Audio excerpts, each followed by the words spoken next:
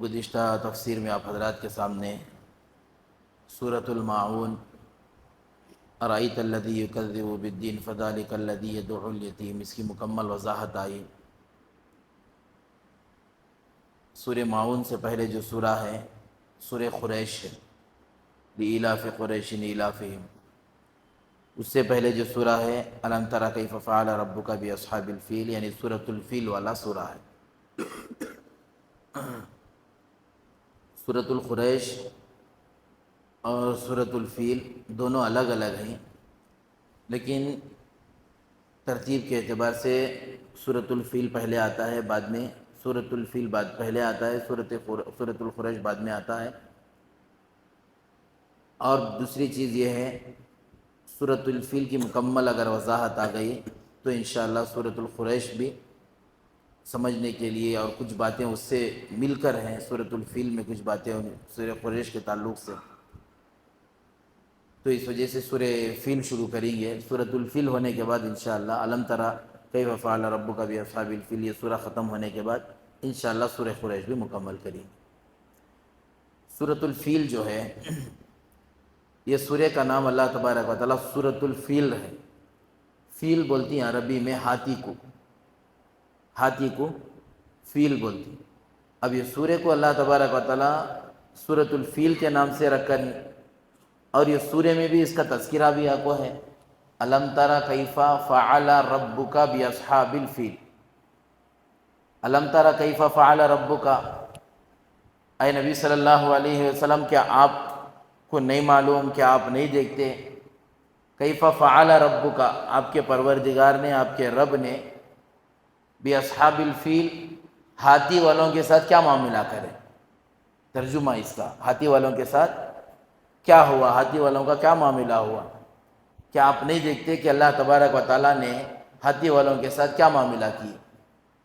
اب یہ سورہ کا نام بھی سورۃ الفیل ہے، اور پہلی آیت میں بھی اللہ جو آیت ہے الم تر کیف فعل ربک باصحاب الفیل کا تذکرہ کر رہے ہیں۔ کیا یہ فیل، ہاتھی کا جو قصہ نقل کر رہے ہیں، کہ یہ ہاتھی کا قصہ نقل کر رہی ہیں، یا کوئی اس سے پہلے کوئی بڑا قصہ ہو کر ہے، یا کوئی واقعہ ہو کر ہے جس کی وجہ سے ہاتھی کے نام سے اس سورہ کو اللہ تبارک و تعالیٰ رکھ دیے، اور اس کا تذکرہ بھی پہلی آیت میں کیف فعل ربک باصحاب الفیل کے نام سے آ گیا۔ تو اب تھوڑا ہم یہ قصے کی طرف چلتے ہیں، یہ سورہ سمجھنے کے واسطے، یہ سورہ سمجھنے کے واسطے، سورۃ الفیل سمجھنے کے واسطے، اصل یہ سورۃ الفیل ہوا کیا، یہ قصہ کیا قصہ ہو کر ہے، کب ہو کر ہے، انشاءاللہ وہ تفصیل سے بات کریں گے۔ اصل نبی صلی اللہ علیہ وسلم دنیا میں آنے سے پہلے نبی صلی اللہ علیہ وسلم کی برکت کا ظہور ہو چکا تھا۔ نبی آنے سے پہلے نبی کی برکات، اس کے انوارات دنیا میں ظاہر ہو چکے تھے۔ جیسے مثال کے طور پر یہ بھی نبی صلی اللہ علیہ وسلم کی بعثت کے لیے ایک حصہ سمجھیے، یہ بھی ایک حصہ ہے۔ جیسے رات ختم ہونے کے بعد صبح شروع ہوتی ہے، مکمل صبح ہونے سے پہلے صبح کاذب آتی ہے، بعد میں صبح صادق آتی ہے، بعد میں مکمل سورج روشن ہوتا ہے۔ یعنی اس کا مطلب یہ ہے کہ سورج آنے سے پہلے جو روشنی ہوتی ہے، یہ اس بات کی علامت ہے کہ سورج طلوع ہونے والا ہے۔ سورج کے طلوع ہونے کی خوشخبری دینے کے لیے ہلکی ہلکی آسمانوں میں روشنی نظر آتی ہے۔ صبح کی نماز پڑھ کر آپ، یا تہجد کی نماز پڑھ کر آسمانوں میں اگر نظر دوڑائے تو ہلکی ہلکی صبح نظر آتی ہے، سورج نہیں، سورج آنے سے پہلے، سورج سے پہلے کی روشنی۔ اس کا مطلب کیا کہ بھئی سورج آنے والا ہے، سورج طلوع ہونے والا ہے، سورج طلوع ہونے والا ہے۔ سورج کے طلوع ہونے سے پہلے سورج کی روشنی۔ نبی صلی اللہ علیہ وسلم دنیا میں پیدا ہونے سے پہلے نبی صلی اللہ علیہ وسلم کے انوارات و برکات دنیا میں ظاہر ہونا شروع ہو چکے تھے۔ نبی دنیا میں آ رہے ہیں، اس سے پہلے نبی کی برکت، اس سے پہلے نبی کے انوار، نبی کے برکات، اس کا ظہور ہو چکا تھا۔ اسی سے ملتا جلتا ایک قصہ بھی ہے۔ اصل میں ہوا کیا، یہ قصہ ہونے کے لیے کیا ریزن کیا ہوا، کہ حضرت ابراہیم علیہ السلام وَأَذِّن فِي النَّاسِ بِالْحَجِّ يَأْتُوكَ رِجَالًا وَعَلَىٰ كُلِّ ضَامِرٍ يَأْتِينَ مِنْ كُلِّ فَجٍّ عَمِيقٍ۔ حضرت ابراہیم علیہ السلام اللہ تعالیٰ کے حکم سے کعبۃ اللہ بنائے، اللہ کا گھر بنائے۔ اللہ کا گھر بنانے کے بعد حضرت ابراہیم علیہ السلام اعلان کرے، اونچی جگہ پر کھڑے ہو کر حج بیت اللہ کے لیے آؤ۔ تو اس زمانے سے لوگ حج کے لیے آ رہے ہیں، حج کے لیے چل رہے ہیں، تو لوگ آنا شروع ہوئے، جانا شروع ہوئے۔ الحمدللہ یہ سلسلہ چلتا رہا۔ یہاں تک کہ دور آ گیا آخری دور، جس کو نبی کا زمانہ کہتے ہیں۔ نبی صلی اللہ علیہ وسلم کے پیدائش سے پہلے تک بھی یہ سلسلہ چلتا رہا، لیکن کفار کے اندر، کفار مکہ کے اندر، ان کے اندر بت پرستی عام ہو چکی تھی۔ بت پرستی عام ہونے کی وجہ سے کیا ہو گیا تھا، بہت ساری چیزیں ایسی ہو گئی تھی، ایسے چیزیں انہوں استعمال کرنے لگے جو بالکل کسی بھی شریعت میں نہیں۔ جیسے کعبۃ اللہ کی عظمت جو ہے، ہر مذہب کے ماننے والوں کے پاس کعبۃ اللہ کی عظمت ہے۔ الحمدللہ آج بھی بہت سارے کیا انگنت مذہب ایسے ہیں، اب تو تعصب کی وجہ سے، دشمنی کی وجہ سے لوگ اپنی زبان سے بول رہی ہیں، ورنہ مذہب کے ماننے والے جو اصل مذہب کو جو فالو کرتے ہیں، ان لوگوں کے دلوں میں آج بھی کعبۃ اللہ کی عظمت ہے۔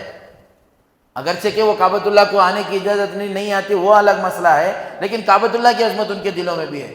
کفار مکہ کے دلوں میں بھی کعبۃ اللہ کی عظمت تھی، ہر برا کام کرنے کے باوجود بھی کعبۃ اللہ کا طواف کرتے تھے، کعبۃ اللہ کے طواف کو نہیں چھوڑتے تھے۔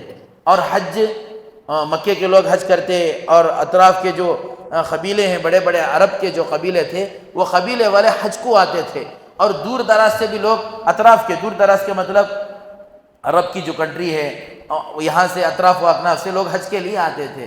جب یہ لوگ حج کے لیے آتے تو لوگوں کا رجحان پورا کدھر ہو گیا، مکے کی طرف۔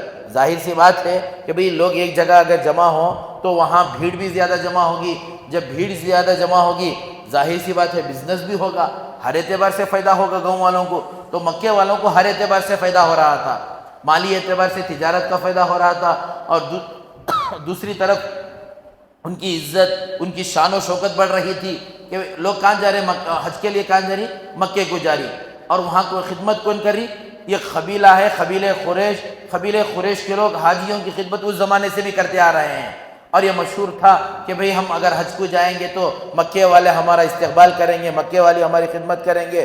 وہ خدمت کرنے والوں میں قریب کون ہے، قبیلہ قریش ہے۔ قریش کے لوگ کیا کر رہی، حاجیوں کو پانی پلا رہی ہیں، حاجیوں کو اپنی اعتبار سے، اپنی طاقت کے اعتبار سے الحمدللہ کھلا رہی ہیں، پلا رہی ہیں، جتنا ہو سکے خدمت کر رہی ہیں بہرحال۔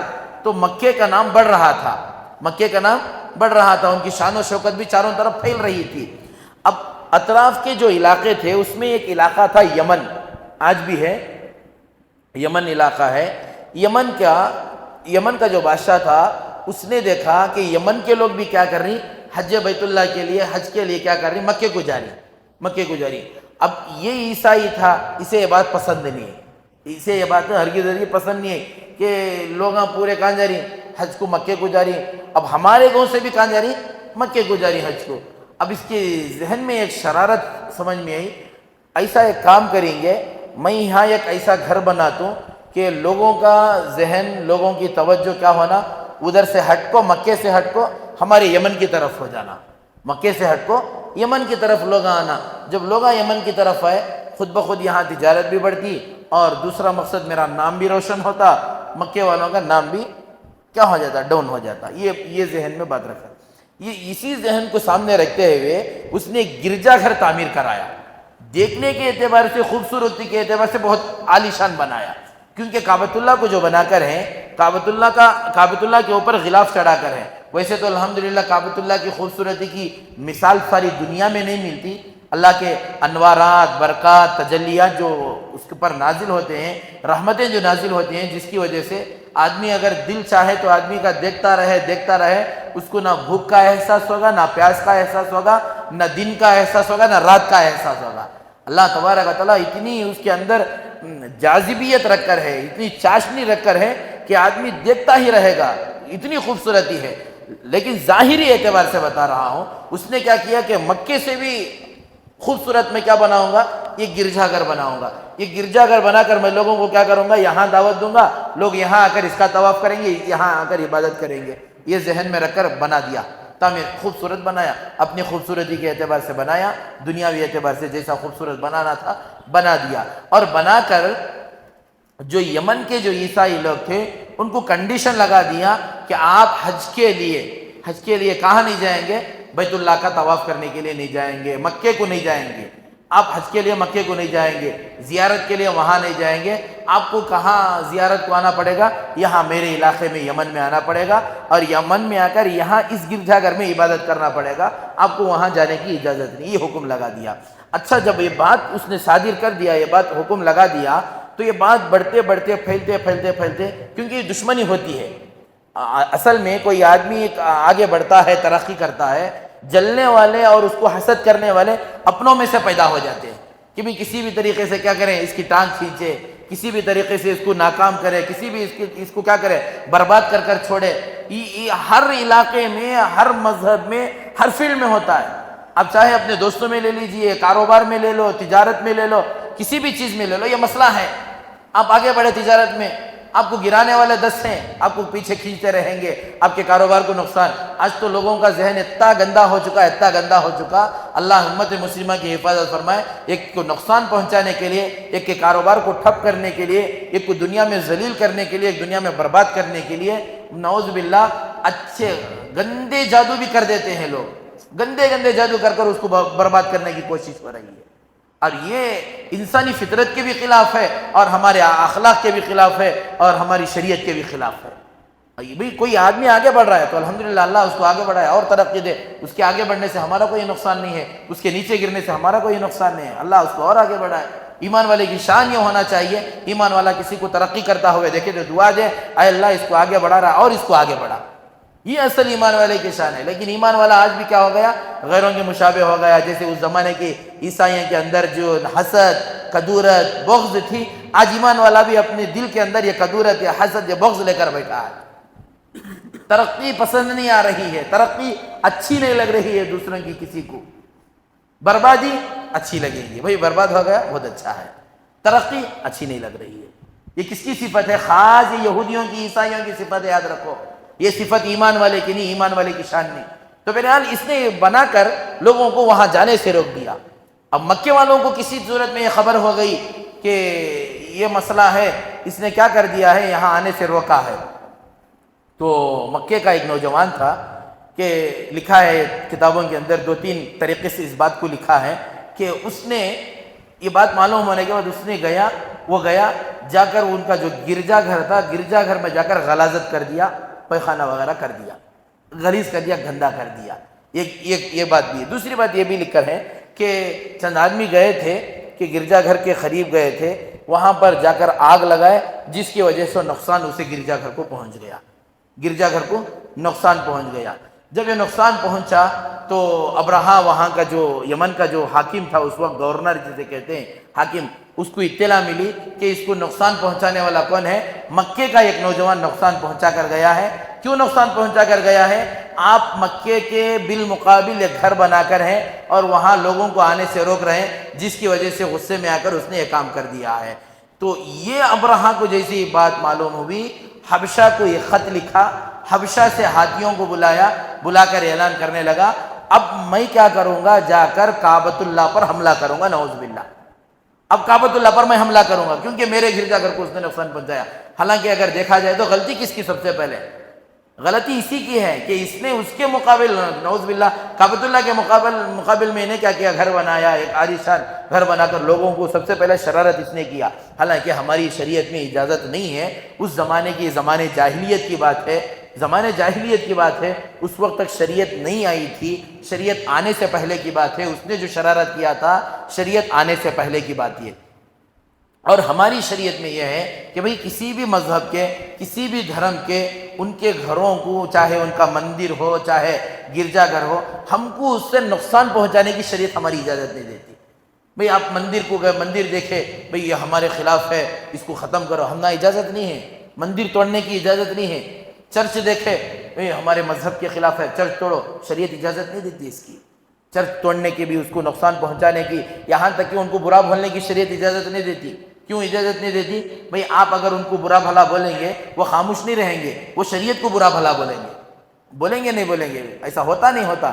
اگر اسی وجہ سے ایک مثال ہے شریعت میں، آپ کسی کی ماں کو گالی مت دو، کیونکہ اگر آپ کسی کی ماں کو گالی دے رہے ہیں، اس کا مطلب یہ ہے کہ آپ اپنی ماں کو خود گالی دے رہے ہیں۔ وجہ کیا ہے اس کی؟ وجہ یہ ہے، آپ سامنے والے کو جب ماں کی گالی دے رہے ہیں، اس کی ماں کی شان کے خلاف کچھ بول رہے ہیں، وہ خاموش نہیں بیٹھے گا، وہ تمہاری ماں کی شان میں گستاخی کرے گا، وہ تمہاری ماں کو برا بھلا بولے گا۔ مطلب کیا ہوا؟ تم خود اپنی ماں کو گالی دینے کے برابر ہو گئے۔ اس وجہ سے شریعت بھی اجازت نہیں دیتی کسی مذہب کو برا بولو، کسی مذہب کے ماننے والوں کو نقصان پہنچاؤ. نقصان پہنچے تو بدلے میں کیا کریں گے؟ جواب دیں گے الٹا کہ تمہارا خدا ایسا ہے، نعوذ باللہ، تمہاری مسجد ایسی ہے، تمہارا قرآن ایسا ہے، تمہاری شریعت ایسی ہے. اس کا مطلب ہماری شریعت کو ہم کیا کر رہے ہیں؟ بدنام کرنے کی کوشش کر رہے ہیں. تو یہ بات ہو گئی تھی. تو بہرحال اتنا ذہن میں رکھے کہ ابرہہ کو یہ بات ناگوار گزری، جس کی وجہ سے وہ لشکر لے کر تیار ہو کر اور مکہ اللہ کعبۃ اللہ کو ڈھانے کے ارادے سے نکلتا ہے. نکلنے کے بعد کس طرح اللہ تبارک و تعالیٰ کے اس کے اوپر عذاب آتا ہے. اور یہ ہمارے نبی صلی اللہ علیہ وسلم کے بالکل پیدائش سے 2 مہینے پہلے کا قصہ ہے. 2 مہینے پہلے کا قصہ ہے. تو بہرحال انشاءاللہ دعا کریں آگے کی، انشاءاللہ آگے کیا ہوتا ہے، ابرہہ آ کر کیسے حملہ کرے گا، اور حملہ کرنے سے پہلے کیا حملہ کرے گا کہ نہیں کرے گا، اللہ تبارک و تعالیٰ کی مدد کیسے آتی ہے، وہ تو سن کر ہیں انشاءاللہ، اور ایک مرتبہ بھی سنیں گے، تفصیل سے سنیں گے، انشاءاللہ فائدہ ہوگا.